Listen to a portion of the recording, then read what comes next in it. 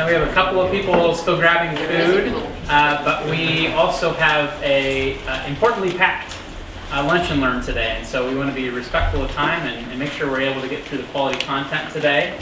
My name is Jonathan Jank. I serve as the President and CEO for the Seward County Chamber and Development Partnership. Welcome, everyone. Thanks for being a part of this important topic, talking about business succession planning. You'll see there's a lot of themes that I think you'll see through today. The delicious food that you're eating actually is from Bagels and Joe. And Bagels and Joe, I think, is actually an example of a successful business transition that happened in one of our well-loved downtown buildings.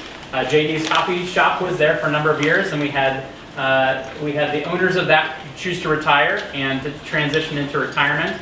So then the question is, what was going to happen with that building and that space? Well, if you didn't know, all of the coffee that came from JD's was actually from Bagels and Joe, and the owner of that actually created sort of the beans that they use. So all the drinks that they have at Bagels and Joe are essentially the same drinks, different names with JD's. And so just to even down to the food, we're thinking about this business succession planning.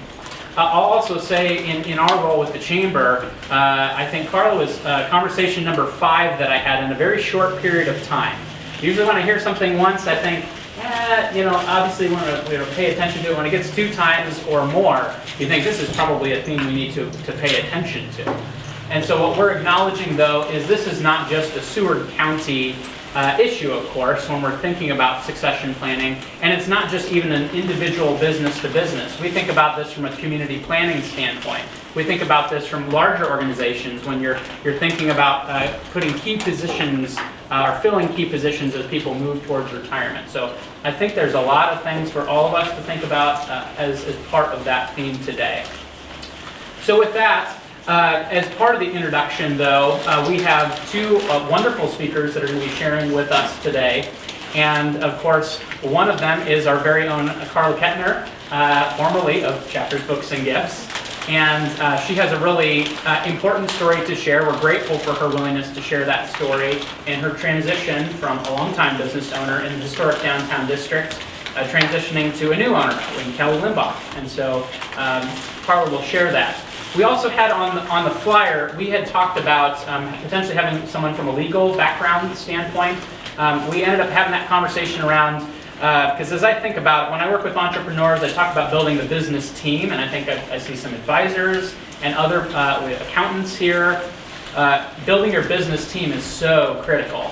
And so just to make sure that we put that sort of legal, accounting, insurance, financial advising into the room, I think is really important. So just for us to be mindful of your team helping support that transition. I'm sure Carla and John will speak a bit about that as well.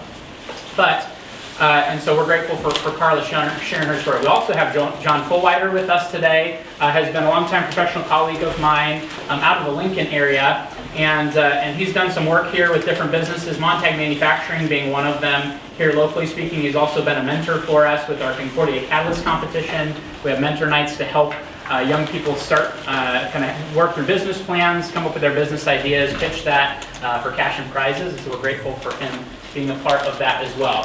So with that, you obviously have your handouts ready to go. If you need some more food, you're welcome to go get that. But I think this is going to be a jam-packed day today. So with that, John, welcome. Thanks for being here. Thank you.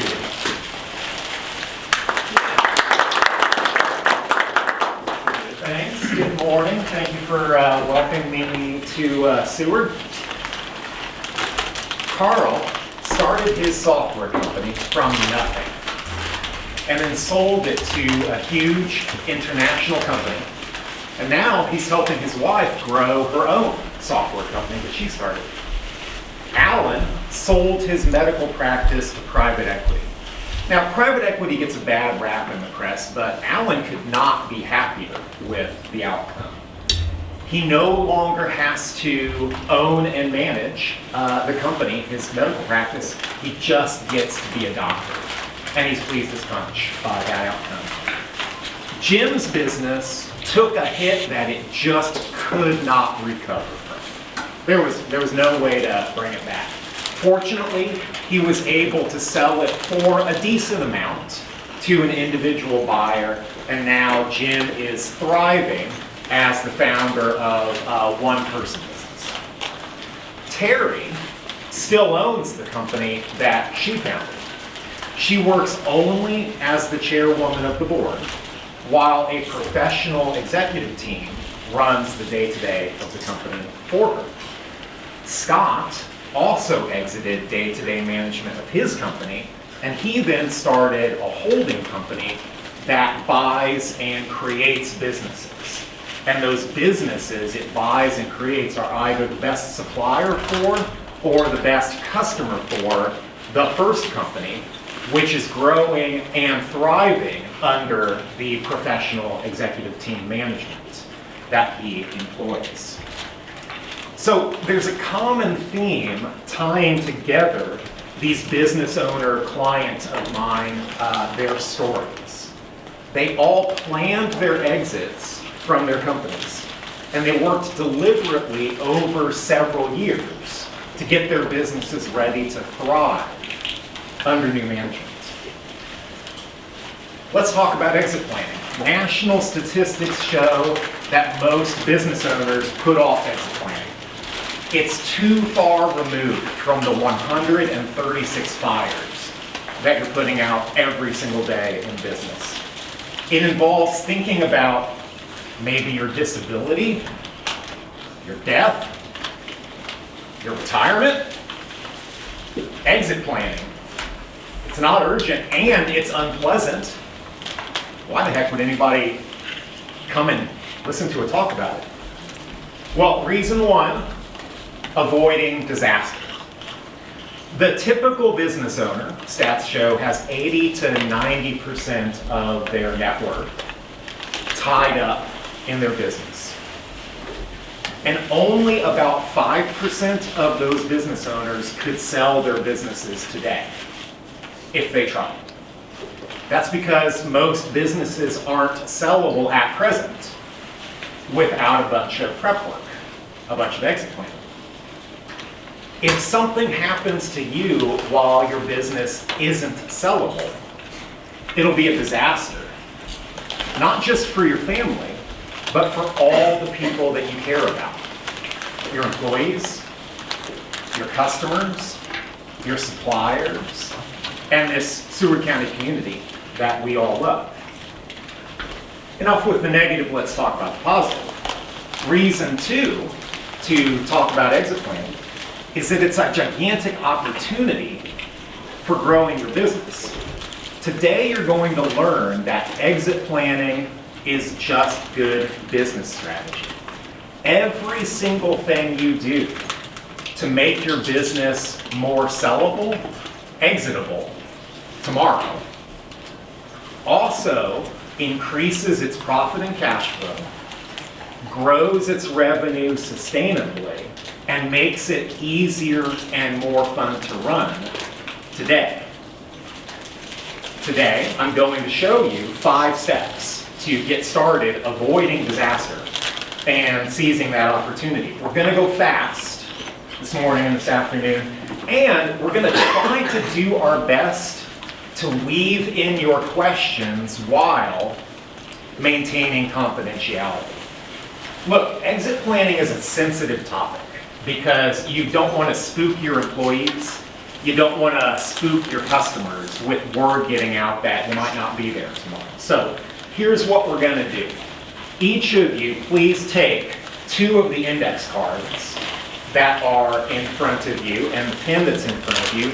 On one card, please write your number 1 question about exiting your business.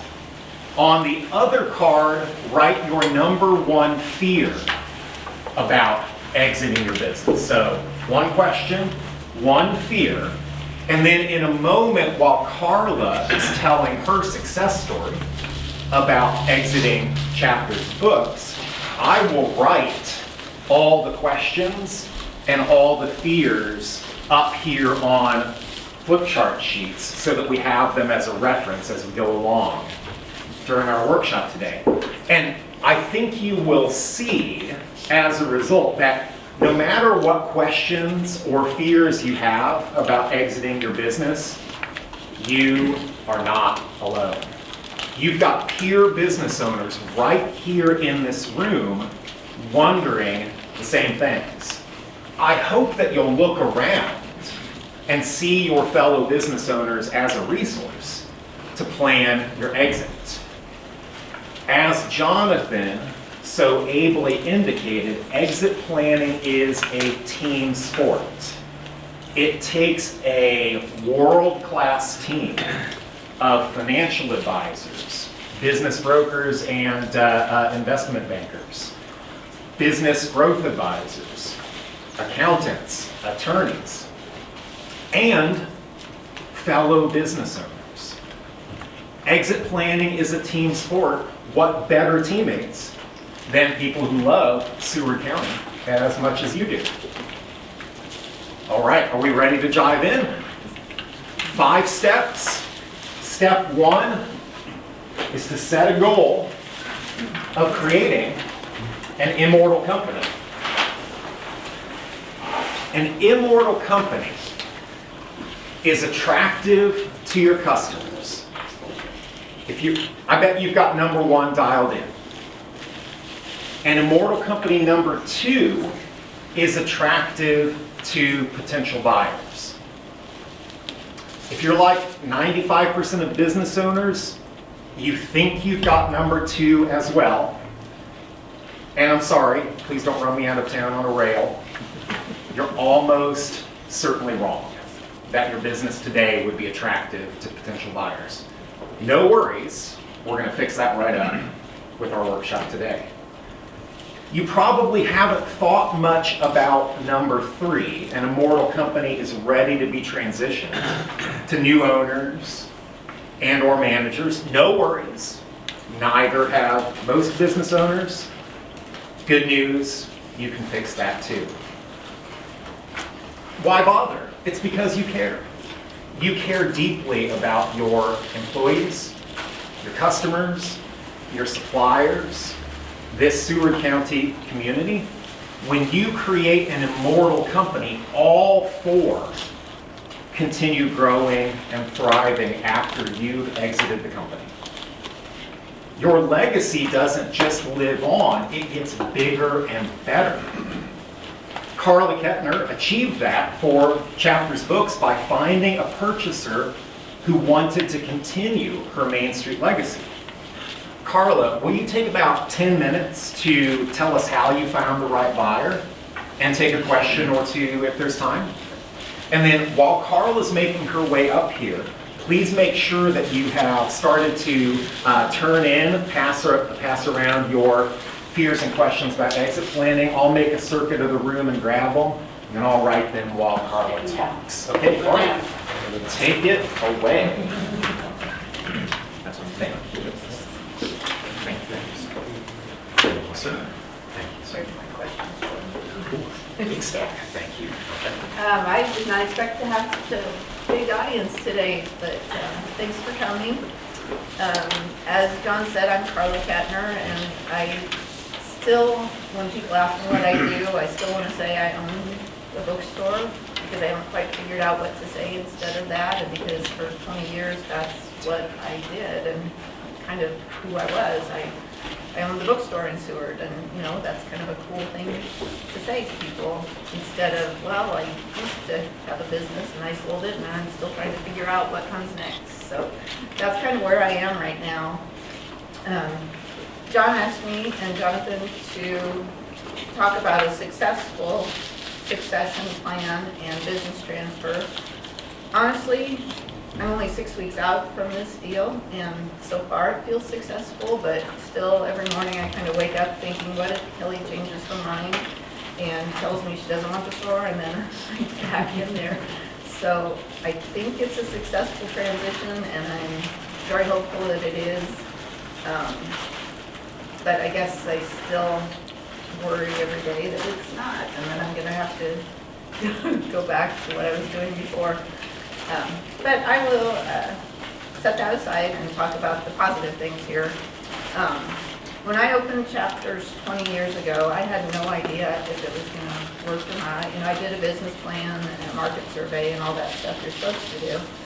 And I thought that there was a good chance the store would succeed, but I didn't really know that. And I kind of just decided to jump in and see what happened. And I decided at that time that I was going to keep going as long as I had a reason to. And kind of in the back of my head, I always thought if I made it 20 years that I could call that a success, and then I could decide to do something else if I wanted to on my own terms, basically. And I know there's a lot of people in here who have been doing their business for a lot more than 20 years. And I admire you. It's hard. 20 years is a long time to stick with it, but I know that's not long at all compared to some of the businesses here. But I had it in my head that if I made it 20 years, I could move on and do something else if I wanted to at that point. And I didn't really even think about leaving the store until maybe 5 years ago when certain things like COVID came along and made everything 10 times harder than they had been before that. And the store has gotten a lot busier over the years. You know, we used to do 2 or 3 book fairs a year. Now we do 7 in the fall and another 7 or 8 in the spring. So, you know, everything has just gotten harder, and I've gotten older and I'm tired, basically is what I decided it was time. So I've been thinking about this for the past few years, and I also am a member of a bookseller forum on Facebook, and I've seen other stores that have been on the market, you know, for 5 years, and the owners wanted to get out, but they couldn't because they couldn't find a buyer, and they didn't want to close their stores because they're important parts of the community, and they wanted the legacy to continue in the community, and you know, they're not to disappoint their customers and their employees and so on. But they've been trying for up to 5 years to get out, and I did not want to be that person either. And I didn't want at the last minute to be trying to find a buyer. So I think kind of in the back of my mind for several years, I've had kind of been on the lookout for the right person to come along. And I guess that's one piece of advice I would offer to you, is to not have a preconceived notion of where you're going to find that buyer or who it's going to be, and just be open to possibilities as they maybe pop up in odd places. Kelly popped up on my radar at the grocery store. My husband and I were at the grocery store one night, and we ran into Kelly and her husband, and we were just chatting, and Kelly said something just casually like, if you ever want to sell the store, let me know. And she was a high school teacher.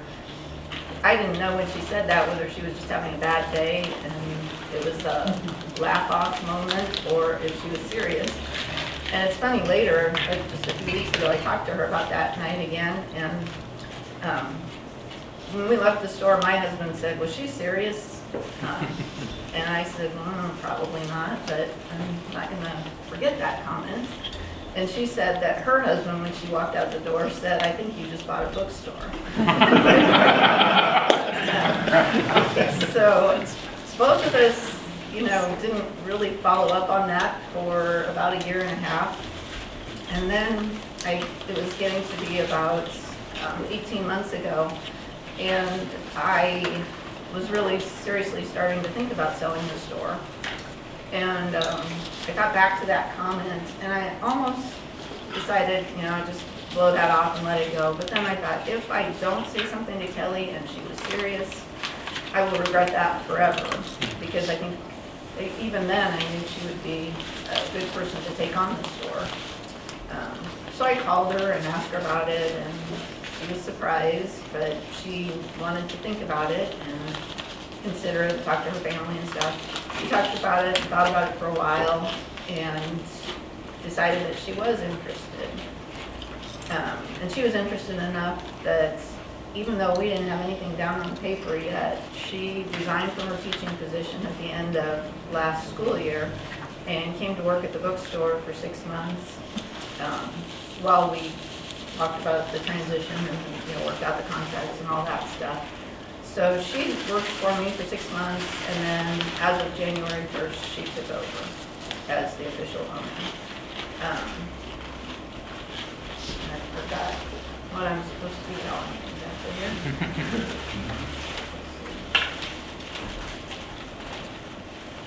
So the reason I thought Kelly would be a good buyer in the first place, and I think the reason that what she said caught my attention, was that she worked for me about 10 years ago, before she started teaching. And I loved working with her at the time, and we had a great relationship. You know, she had strengths that complemented mine and things like that. And I remembered at the time that she hesitated to quit, to go back to teaching. But, you know, being a bookstore salesperson doesn't really pay very well. And if you have a family and you need a better income, then you take a different full-time job. But I remember at the time she had a hard time deciding not to stay at the store. And her husband at the time said something about how working at the store was the happiest he had ever seen her, and what a good job it was and a good fit for her. So I was hoping that when I caught her now, she would think about that after being in the classroom for a while. So I guess what I want to say about finding the right buyer is just to be open to possibilities. Like I said, you know, even in the grocery store and an offhand comment, you might find the right person for your succession. And don't be afraid to pursue that, even if you think it's just an off chance that it might come to something. Anybody have questions yet? Anything you want to throw out? I didn't do a lot of what John's going to tell you today. I didn't know really the right way to plan for a new owner for my store. Maybe informally, I was doing a lot of what you talked about with the immortal store thing, because, you know, once I did decide to sell the store, I did things like go to QuickBooks Online from QuickBooks Desktop, and, you know, things that I thought would make it easier for her to transition in. And he's right, doing those things, I should have done them sooner, because it made my life easier too. It's just that in the day-to-day, also like John said, you know, 136 decisions to make today. What's going to happen next week isn't the top of the list. So it's hard to get to that point where you're ready to make decisions that will, in the long run, make your life easier, when you just have to get through today. I think what was really important for me when I had actually two potential buyers before Kelly was the one that I ultimately, kind of a collaborative process, we worked out that she was probably the best choice for the store. But choosing how I wanted my legacy to look was important to me too. I didn't want chapters to close, and I wanted chapters to be not another empty building on the square. That was really important to me too, that it continues to thrive and grow. And I knew Kelly had a lot of the same visions for the store that I would have had as far as continuing. And her, you know, she's an English teacher. She values books. She values literacy like I do. And so I thought her vision for the store and where it could go matched what I had in mind for the store too, more than the other person that I had been talking to. And I think knowing the community was important. She's local, she's well connected in the community, so a lot of people knew her, and she knows a lot of our customers. So that was another consideration for me. And I was really glad I didn't have to go outside of Seward and just sell it to somebody who didn't really know what our community is like. And I know Seward has a reputation for having a strong downtown square, and I really hope that that remains. I know there's some other people on the square here, and I really hope we can keep all the retail in downtown Seward, keep it strong. Is there anything else anybody wants to know about where I'm at? Yeah. How did you work out the details of the transition? You said 6-month period where she was working there and then took over. Was that, just talk a little bit about how you came to that. Okay. This was stupid on my part. I wanted to end on December 31st because I thought it'd be easier as far as, you know, closing out the year with me as the owner and her starting over in January.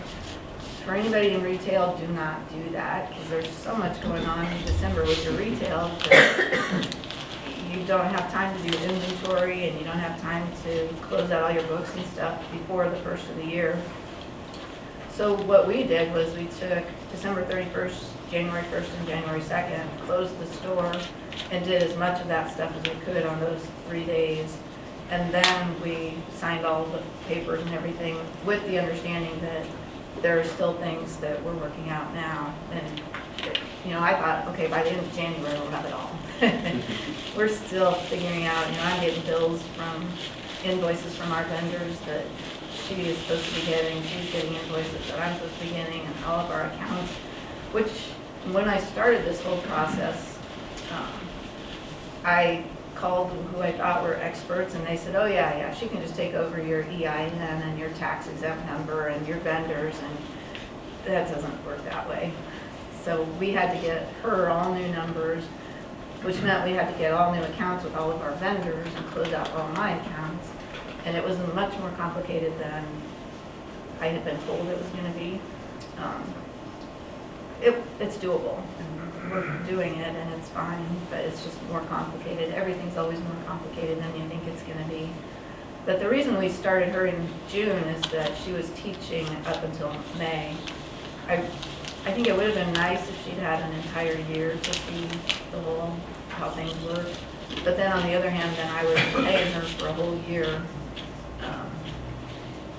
And which is fine if you need the help and you're going to pay somebody anyway. It might as well be the person who's taking over. But I kind of just brought her in June, and I've been paying her for 6 months. Does that answer your question? Yeah. What was the financing mechanism for transfer of ownership? That was kind of a challenge to figure out too. She debated whether she wanted to take out a loan at the bank and do it that way. We ended up doing seller financing, so she's paying me, which is part of my nightmare, honestly, because I'm afraid if she decides 2 years down the road that she doesn't want to have the store anymore, either I have to take it back over or get all the money from her somehow and watch the store close. I don't think that's going to happen, but it is something I think about. All right. Thank you, Carla. Let's have a round of applause for Carla. What a fantastic success story. We're so grateful to you for sharing it. And man, am I ever grateful to you for being open and honest about your questions and your fears. I give a lot of talks like these, and you never quite know whether an audience is sort of going to close down and not share what's really on their mind, or if they're going to do the very opposite of that, which is what you did, which is you were really clear about your questions and your concerns. So, you asked how to easily value the business, specifically the business, not the building. What's valuation? How to communicate that to potential buyers. How do I get the maximum amount in a price for my business? What makes my company attractive besides the financials? How soon should you start planning? How do I know when is the right time to exit? Where do you find trustworthy exit planning advice? Should I sell the building or be a landlord? Who can continue to serve our customers with the care they deserve? Care is going to be a recurring theme in our talk here today. Success stories of winding down without selling, and then how to retire completely and still live comfortably. I'm making a little green dot next to the ones that are like covered in the pre-planned talk. And so,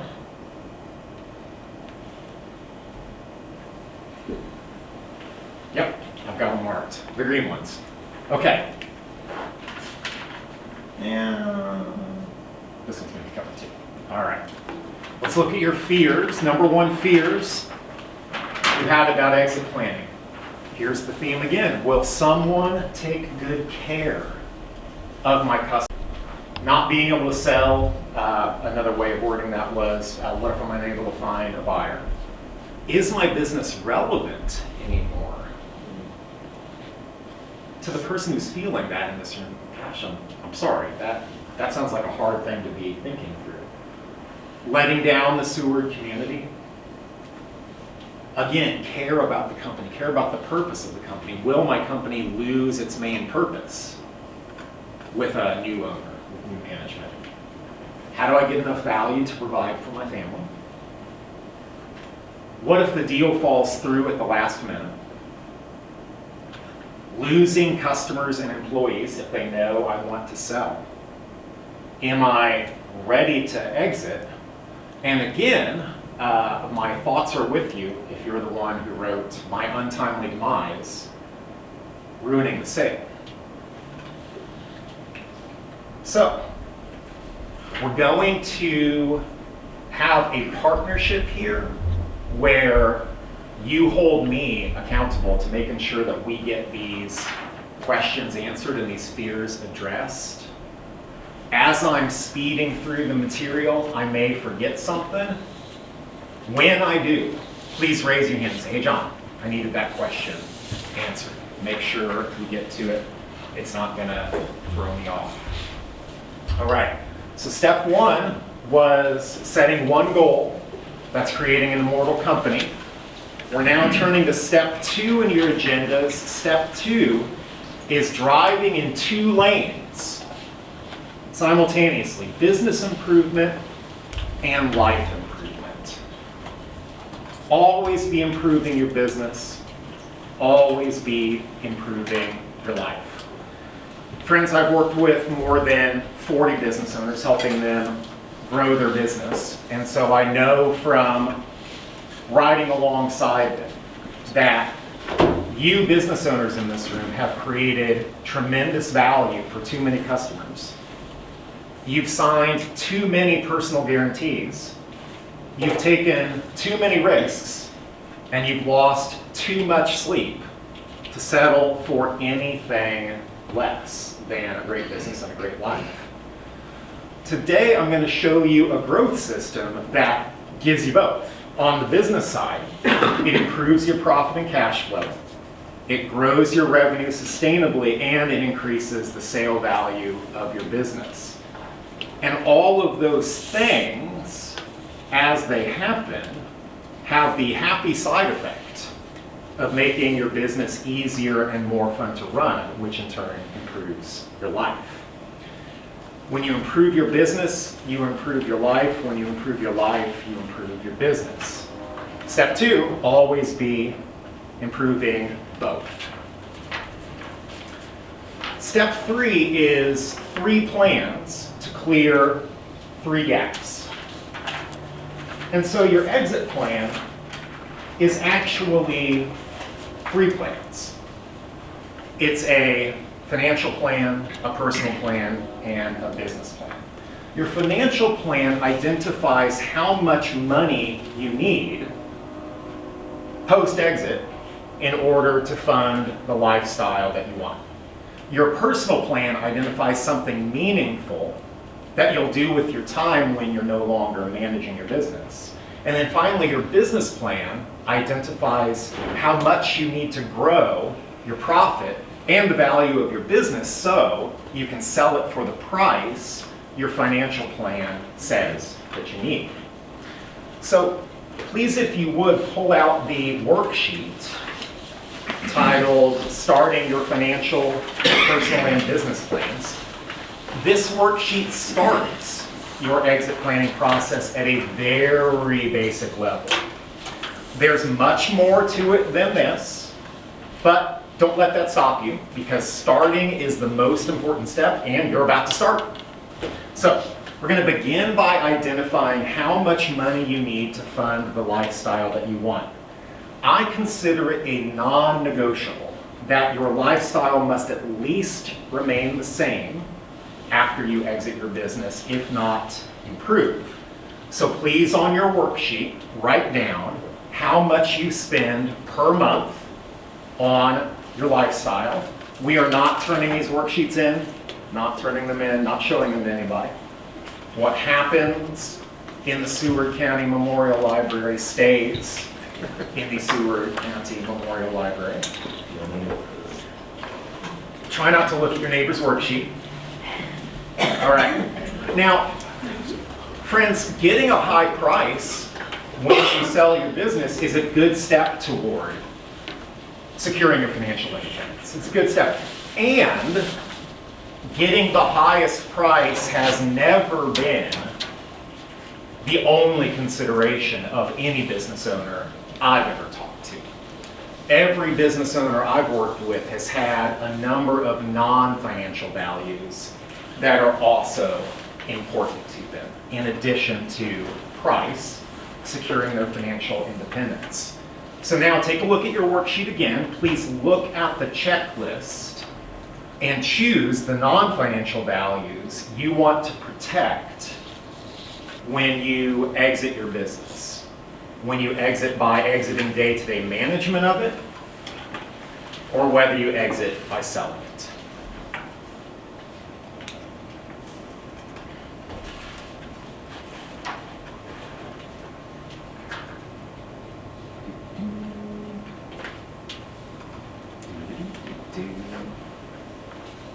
There it is. Hey. Okay. I promise there's only 5 slides, 6 slides. Not going to be a slideshow. Your financial plan is important, friends, because it identifies your wealth gap. As I indicated earlier, national statistics show that business owners typically have 80 to 90% of their net worth locked up in their business. And it takes a lot of investable assets to live off of your investment income. Take the example here on the slide. John and Jane worked with their financial advisor. Remember, exit planning is a team sport. Find a world-class financial advisor to help you with this, who specializes in business exit planning. But they worked with their exit planning financial advisor specialist, and they determined that they needed $36 million in investable assets to maintain their lifestyle solely from, the proceeds from the investment. That seems a little unrealistic for us. I'm sorry. There are going to be some big numbers in the presentation today in the examples I give. If it seems large, just divide it by 10, drop a 0, right? So I need $3.6 million in investable assets. And now I'm not a financial advisor, you should hire a financial advisor expert, but you're generally going to say, assume a 4% withdrawal rate on your capital. $3.6 million times 4% a year is whatever it is. I don't like to do math in front of people. But that's what we're thinking of. We're multiplying this number here by 4%, and then that's what we've got to live on. That's just the assumption that we start with. Again, there's a lot more to it than that. Any other questions, objections? Anybody want to run me out of town on a rail based on what I've said so far? I think, like Luann said, that number is way higher than any of the businesses around here. But that's not, especially for me, my husband's a doctor, so a lot of our income is coming from other sources. So Sure. I wasn't in it to fund my entire retirement. Yeah. So Yeah. keep that in mind too. Yeah, very good. Important context. Yeah, thank you. The point remains the same regardless of the size of this number and regardless of the size of this number. Let's say this number is 1 million and that number is 3.6 million. The point I want you to take away is that if you wanted to fully retire after selling your business needs to close the wealth gap. 1 plus 2.6 million equals 3.6 million. And the unfortunate reality, according to local and national statistics, is that most businesses right now could not sell for an amount that will clear the wealth gap. So that's why it's important to plan your exit. given time, we can close this wealth gap. So that's the takeaway point here. Let's turn to our personal plan now, the personal plan part of the worksheet. It's going to identify something meaningful that you want to do with your time after you sell your business or you exit day-to-day management of it. This is really critical, friends, because going from owning and operating your business to not is one of the most profound identity crises a person can possibly go through. It is a jarring transition. Again, national statistics from the Exit Planning Institute.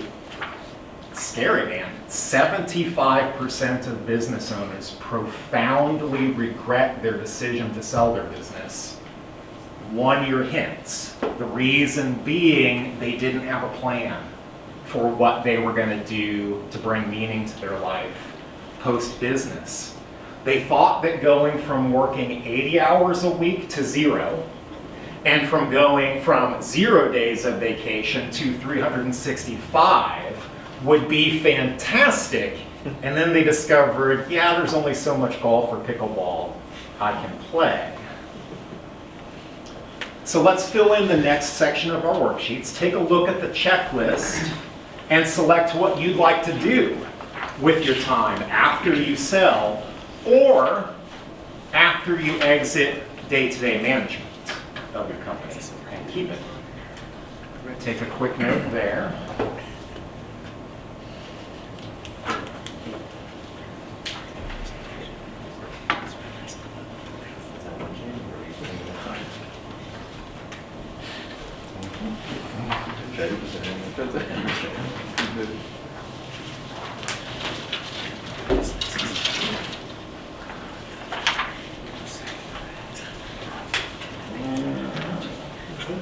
All right. Let's talk about the profit gap. And before we do the profit gap, let me show you possibly the most important slide in the deck, possibly the most important math that you'll learn today. Look, business owners, understandably, are heads down focused on operating and growing their business. They are not experts in the mechanics and the, all the footnotes and the learnings about how to sell their businesses. Because most business owners do it only once, and they don't do it till later. So if this comes as a surprise to you, you're not alone. But here is the honest truth. The price you will get for your business is simple math. It's profit times a multiple. So your business must be profitable in order to sell for anything. And then it must be valuable in order to sell for a high multiple of your profit. So, profit's what buyers buy when you sell your business. And the price that they offer is your profit, your net cash flow, times a multiple. The range of multiples, say 3 times profit to 6 times profit, is determined by your industry. You're not going to be able to change it. Some industries have a lower range, some have a bigger range, some have a narrower range, some have a wider range. Ain't nothing you're going to do about that. You do, however, have complete control over where you fall in the range of multiples. So, let's say your industry has 6x at the higher end. You can get 6x.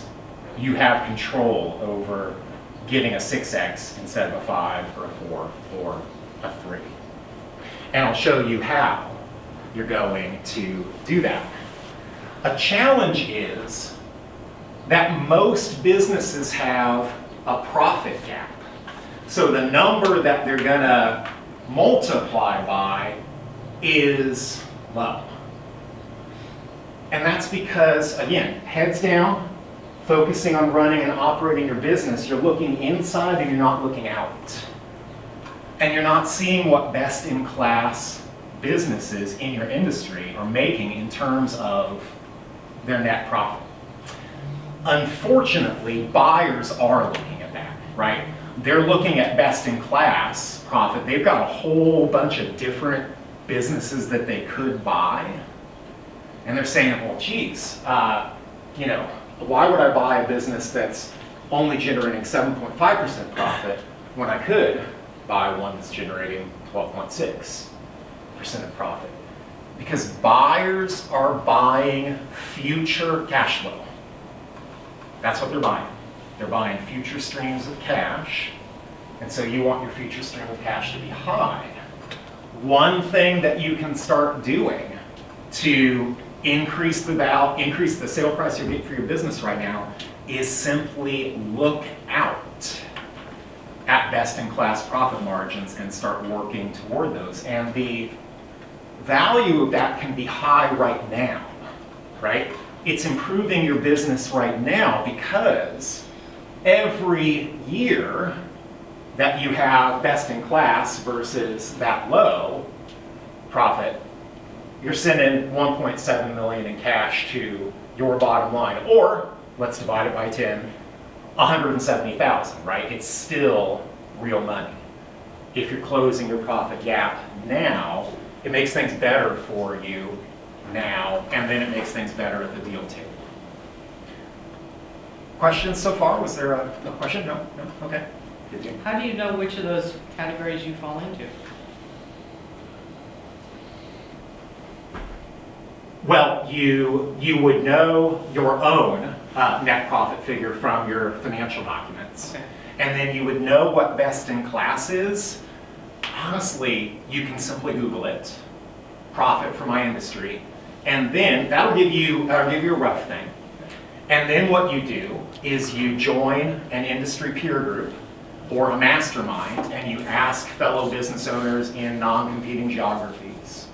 And then you talk with a business broker or an M&A advisor who has experience in the industry, and you gather data from them. And then you just have an external number that you can shoot for, where you're looking out at what best-in-class businesses are doing, rather than sort of sitting around with your team and saying, looking inward and saying, well, what should we do? No, don't talk to your team about what should we do. Let's look outward and say, what are they doing? Best-in-class competitors in our industry. Okay, one more gap to talk about, and that is the value gap. So remember, I told you that you have control of where you fall in the range of multiples. So drawing a low multiple versus drawing a high multiple can mean that bottom figure, an $11.6 million difference, or $116,000 or $1.16 million. However you want to parse it, it's going to be real money. And the source of the difference is coming up in part 4 of our talk this morning. The 4 hidden sources of value. 4 hidden sources of value, which we're going to talk about in just a moment, will determine whether you get a 3x or an almost 8x valuation on your business. All right. Now I would like you to please turn back to your agenda packets. Agenda packet, look at the bottom of page 1, that box with the QR code. If you would, we've been talking about a business plan that clears the profit gap and wealth gap, that will clears the profit gap and the value gap, and that will in turn clear the wealth gap. It'll secure your financial future, to summarize. We've been talking about how a business plan can do that. If you want a business plan that closes the profit gap and the value gap on the way to a secure financial future for you, here's how to get started. The journey starts with knowing where you are and where you need to go. So, I'm giving you a free assessment tool for attending this workshop. In 15 minutes, this free assessment tool will give you a rough estimate of the price that you could sell for today. It's going to give you a back of the napkin estimate as soon as you take it. And it's going to give you an estimate of what your business could sell for if you did the work I'm going to describe for you in part 4 of our workshop to drive up the 4 hidden sources of value. That figure on the other side of growing the value of your business, it often leads to double the sale price of what you could get today. So what I'd like you to do is pull out your phones right quick, scan the QR code, and load the assessment up on your phone to be completed like right after this. I think the amount of information you'll get is valuable enough that it's worth sitting in your car for 15 minutes after and completing this. While you're doing that, let me show you a couple of instructions just to make sure that you get what I promised. So, there's a next button. You're going to answer 24 questions, and then you're going to hit next. If you don't hit the next button, it all falls apart. Please hit the next button. Okay, there's going to be an About You section, including your name and email address, and then there's going to be a Next button. If you don't hit the next button, it all falls apart. Please hit the Next button. And then there's going to be blank screen, and then one more screen. Now, this is important. I'm going to keep this confidential. None of this goes anywhere other than the assessment system. But it will ask for your gross revenue, your net profit, and then your industry code. You may not know your NAICS code, but there's it's going to be like manufacturing, retail, construction, that sort of thing. Just grab something close to it, because that's going to give you industry comparables, and that's going to generate the range of values for your industry. So select that as close to your industry as you can, and then what's the key last step? It is hit the next button. Okay, and when you do that, you should receive an email from the system immediately with your results, and then later, I'm going to send you a separate email from john@gearready.co that's going to have this picture. And this is powerful information. Now, this is a $33 million company. It's the example that I'm using. Take the numbers down by 1 or 2 decimal places to be relevant to you. But center number, current transferable value, 5.3.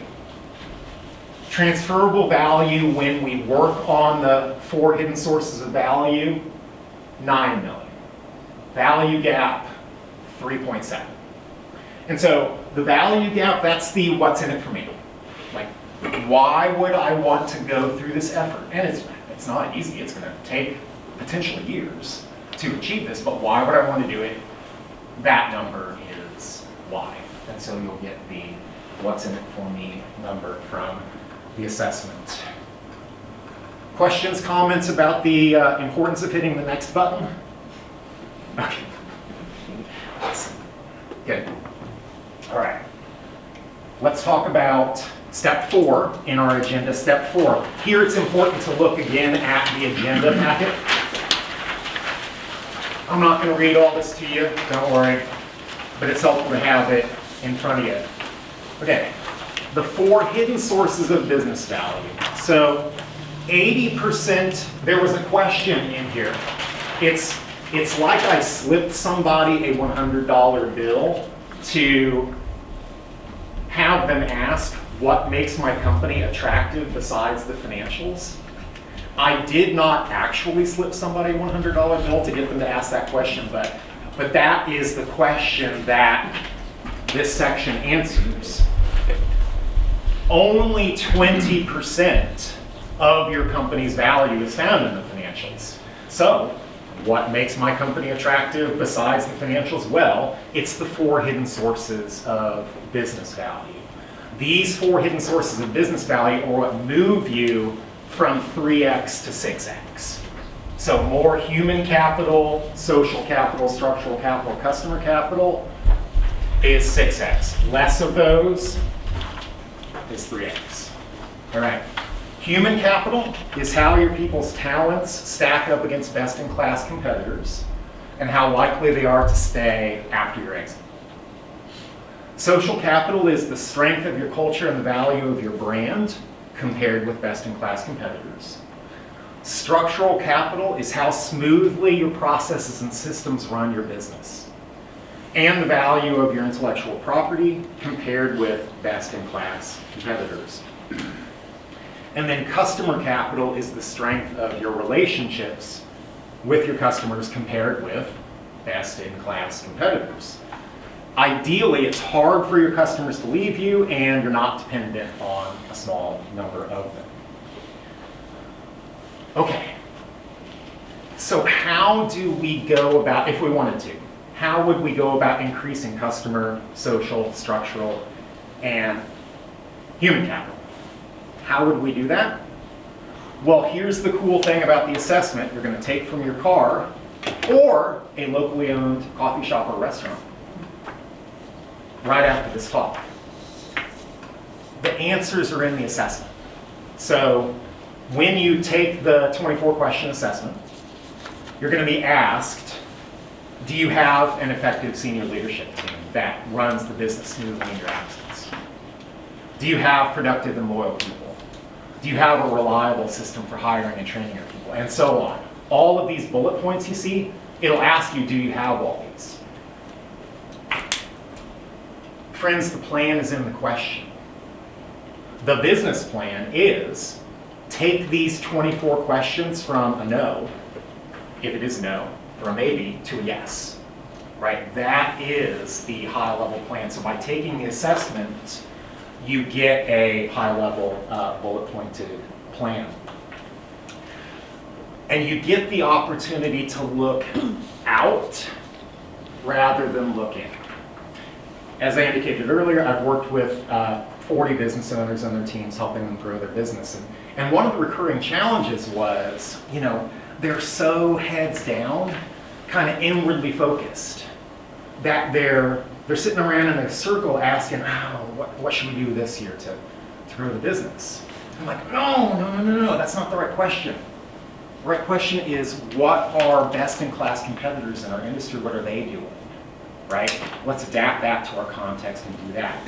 Here's the things, friends. These 24 items, these are the best-in-class practices. But wait, there's more. I promise I'm not a late-night salesman trying to sell you steak knives. But wait, there is more. These questions are also the due diligence questions. All right, so what's going to happen when you try to sell your business is something called due diligence. And it is going to be a confrontational colonoscopy. They are going to dig around deep and at length at every aspect of your business. How many aspects of your business? 24, and they're listed right here. Like, forewarned is forearmed, right? You get the questions for the test before you take the test. And it's not cheating, right? There's no academic dishonesty here. Like, it's a fantastic thing. So please take the assessment in your car or over. Will Bottle Rocket Brewing be open by the end of this? Not quite. Dang. Open. Well, anyway. 3 o'clock. Close. Anyway, if you're the type of person who likes locally produced frosty beverages, make sure you buy the bottle of it. Okay, we are almost done. So I'm gonna quickly, honestly, the 5 stages of value maturity, we could drop that part of the workshop if we get to address these questions instead. So I'm gonna call an audible. Make sure we address the questions. I can cover the 5 stages of value maturity in a little email series that I'll send you if you take the assessment. If I get your email address, I'll just fill you in on it later. How to easily value the business, take the assessment. It's not the final word, it's a back of the napkin estimate, it's a starting point, right? But that's the easy way. specifically the business, not the building. This overlaps with the question about being a landlord. Talk to your financial advisor, talk to your tax accountant, right? The implications of selling your business are enough to make me melt into the floor. Like, I specialize in exit planning, and that stuff, oh my God, it makes my brain melt. So there's lots of tax implications. Please, please, please talk with an exit planning tuned tax advisor about the implications of selling your building with it, being a landlord, that sort of thing. What is valuation and how to communicate that to potential buyers? That's a good question. So you will notice under social capital, strategic business story.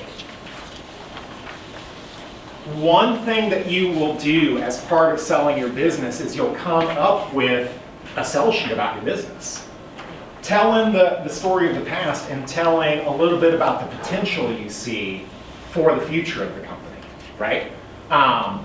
The people will look at the numbers, and they'll also be swayed somewhat by the vision that you share of how this business can grow with their energy and their money.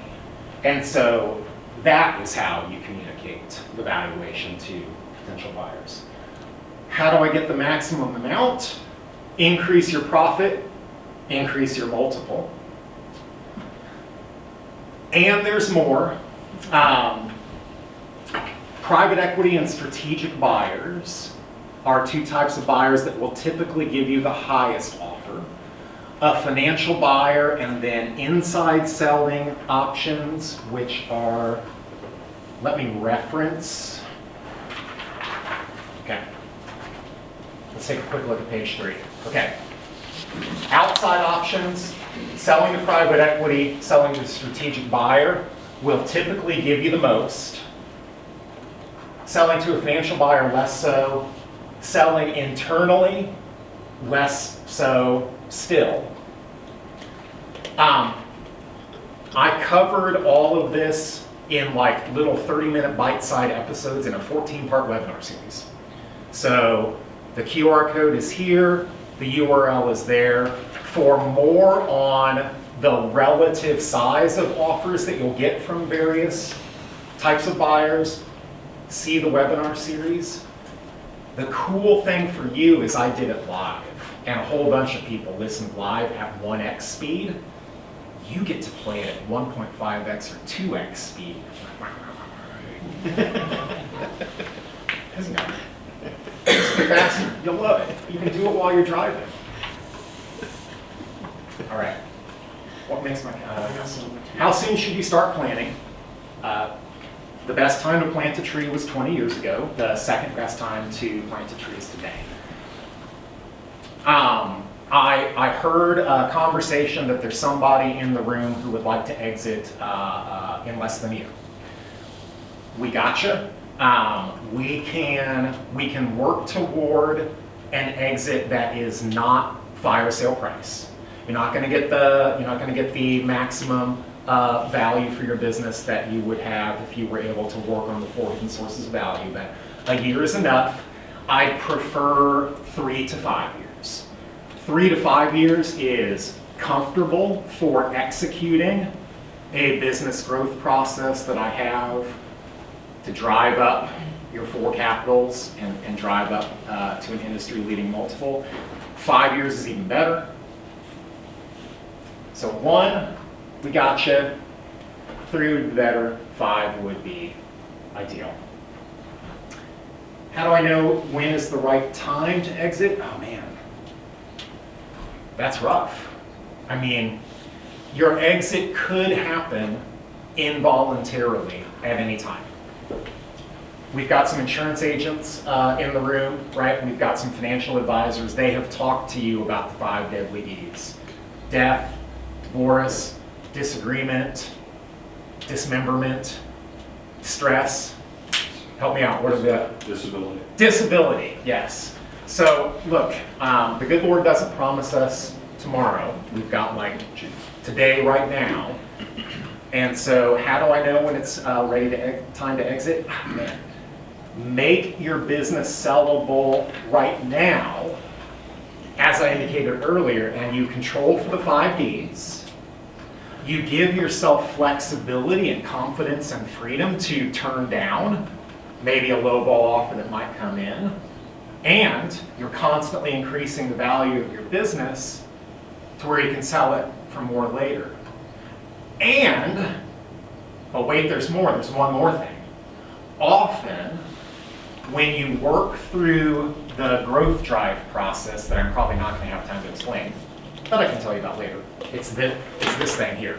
When you work through this process over 1 to 3 years, heading toward an exit, because you're kind of tired, you're kind of over it, what happens sometimes is you fall back in love with your business because it gets easier and more fun to run, and you're like, oh, why would I take a flyer on investing in the stock market, which I don't fully understand? Why wouldn't I just continue investing in business, which I really do understand, and just continue growing? So that's what some people do. Okay, where do you find trustworthy exit planning advice? So there are 3 major national certification bodies for exit planners. I chose the Exit Planning Institute and CEPA, Certified Exit Planning Advisor. There's the Business Enterprise Institute, which has like CEXP, and there is the IE something, which has another designation. I recommend finding someone who has some sort of an exit planning designation, reason being that exit planning is a team sport. It's going to take a financial advisor. It's going to take a business attorney. It's going to take a business broker or an investment banker, and on and on and on. It's going to take, I would argue, a value growth advisor, because that's what I am. It helps a lot if those people have agreed amongst themselves as a point of professionalism to collaborate with each other so that they're coordinating the advice they give you, and they're not like sending you R2D2 industry jargon from like 6 different directions and confusing you, because you've got a business to run, right? We exit planners should be figuring that stuff out and coordinating our efforts rather than working across purposes. So, short answer, find people who want to collaborate with other professionals. I would argue that that is the most trustworthy. Sell the building or be a landlord, again, talk with your tax attorney about the implications for that. But there are often deals structured where you do sell the business, but you do keep the building as a source of ongoing revenue for you. Again, the tax implications melt my brain, so I'm not going to speak outside my expertise. Success stories of winding down without selling, I do not have any personally. I'm sorry, I couldn't help you with that. How to retire completely and still live comfortably. Talk to your financial advisor about that. They are much more qualified, but basically generate an amount of investable cash that, when you multiply it by 0.4%, generates enough money to fund your lifestyle. That's how you do it. Okay, questions about my answers to the questions? Told you, yes, please. Okay, so my question is, how do you talk to the buyer about things that are basically out of your control, like the COVID epidemic, sure. Yep. when businesses were closed, Yes. and Yep. I know there's a lot of people around the square, and we had like major road construction, Oh, yes. those kinds of things. So how do you Yep. put those in a positive light, Right. but yet So you are going to be providing at least 3 years worth of financials to the buyer, and they're going to be asking you questions about it, and they're gonna look at 2020, 2021, and they're gonna be like, what the heck happened here? And you're gonna like wink at them and say, hey, you remember that pandemic? That's what happened, right? And as look. Certain types of business buyers are experienced business people themselves, right? They'll get it. You'll just have an opportunity to explain it. You won't lack for an opportunity to explain a little blip in your financials. Let's cover the fears and see if we have any other questions. Will someone take good care of my customers and employees? I hope so, right? Select the buyer that you're confident will take good care of your customers and employees. That may involve selecting a deal whose financial terms are less than somebody who is going to come in and strip your company for parts. You may value taking good care of your customers and employees more than you value the size of your check. That's up to you. It's your business. Not being able to sell, unable to find a buyer. If you've got a profitable company that is transferable, meaning it doesn't rely entirely on you, and you've got some degree of documented processes and systems that run the business, you'll be able to find a buyer.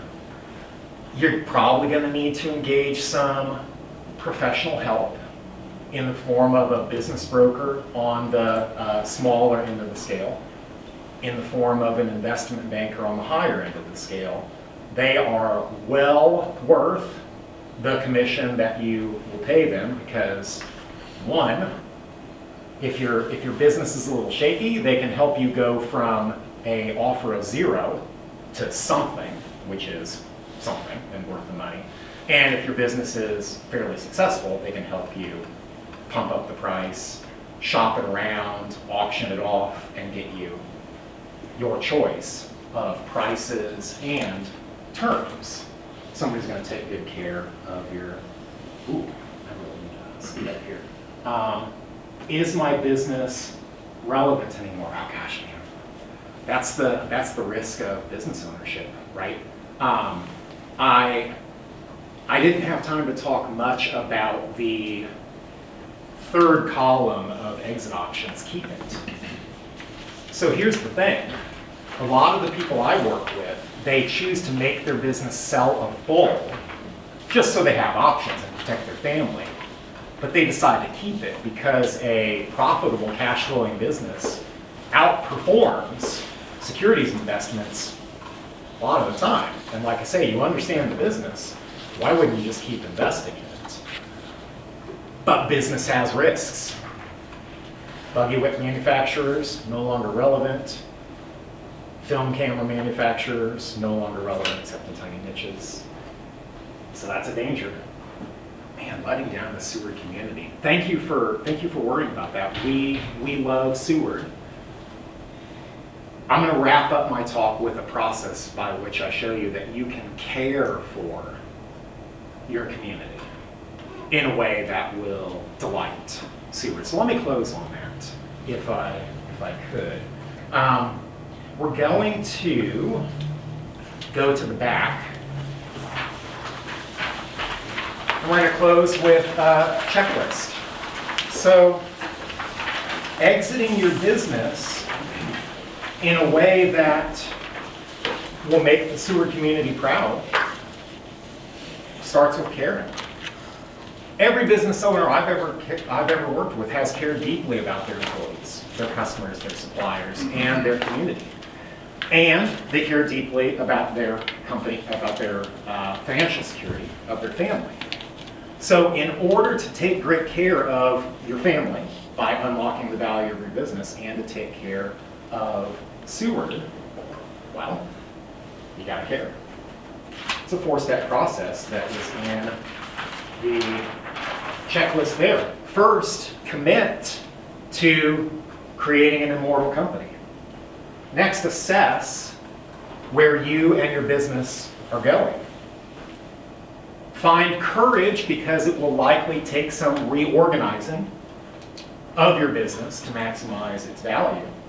And finally, remind yourself every day what you presently enjoy and what you want to enjoy in the future about your business. Own your results. Right now, write down what you want to enjoy about your business. Start at the end of the checklist and then work your way backward, because without the enjoyment, your passion to make it immortal is going to sputter out. And this adventure of creating an immortal business will become more of a chore. And we don't want that. Finally, if you take one thing away from today, I hope it's this. Your company here in Seward County means more than money. Your business makes Seward County what it is, special. You and I both know that Seward has it going on. The people are innovative, the culture is thriving, the economy is strong. That's because of all of you here in the room today. What will be your legacy in Seward's story? What are your grandchildren going to say about your work and what you accomplished? I think I know what they'll say. I think I know that the business owners in this room are visionary, dedicated to their family's future, dedicated to the future of Seward County. So let's go forth and make your businesses immortal. Thank you.